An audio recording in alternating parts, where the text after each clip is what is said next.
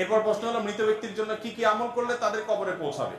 মৃত ব্যক্তির জন্য আমরা যে আমলগুলো করলে তাদের কবরে পৌঁছাবে, তাদের আমলনামা যুক্ত হবে, এর মধ্যে থেকে দোয়া এবং দান এই দুইটার পরে কোনো তেমন দ্বিমত নাই, সমস্ত উলামা একরামে একমত।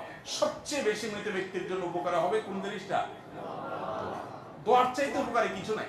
এক হাদিসে আসছে নবীজি সাল্লাল্লাহু আলাইহি সাল্লাম বলেছেন, একজন মানুষ মৃত্যুর পর তাকে আল্লাহ রাব্বুল আলামিন জান্নাত দিয়েছেন, জান্নাতি হিসাবে তার মর্যাদা আল্লাহ তাআলা বাড়িয়ে দিয়েছেন, আফার ক্লাসে দিয়ে দিচ্ছেন, প্রমোশন দিয়ে দিচ্ছেন। সে বলে যে আমাকে উপরের ক্লাসে জান্নাত দেওয়া হলো, ব্যাপার কি? মানুষ মরার পরে তো কোনো আমলের সুযোগ নাই, আমি তো কোনো আমল করি না যে আমাকে ক্লাস উন্নতি করে দেওয়া হলো, এটা কেন হলো, মানে এই সুবিধা আমি কিভাবে পাইলাম, আমি জানতে চাই। তখন আল্লাহ তাআলার তরফ থেকে তাকে বলা হবে, এটা তোমার দুনিয়াতে রেখে যাওয়া সন্তানরা তোমার জন্য যে দোয়া করেছে, সেই দোয়ার কারণে তোমার মর্যাদা বৃদ্ধি করে দেওয়া হয়েছে। তো এই জন্য দোয়া হলো মৃত ব্যক্তিদের জন্য সবচেয়ে বড় করণীয়, মেইন করণীয় দোয়া।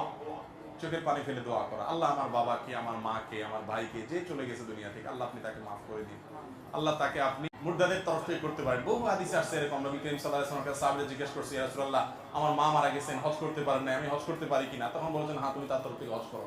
হজ উমরা মৃত ব্যক্তির তরফ থেকে করা যায়।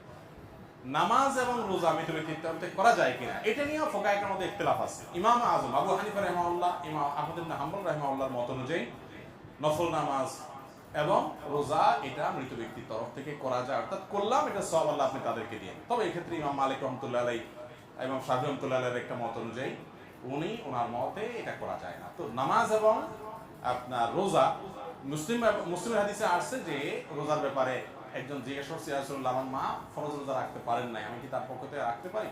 রাসূলুল্লাহ বলছেন, হ্যাঁ তুমি রেখে দাও অন্য সময়ের মধ্যে। তাহলে বোঝা গেল যে মৃত ব্যক্তির তরফ থেকে রোজা রাখা যায়, কিন্তু মূল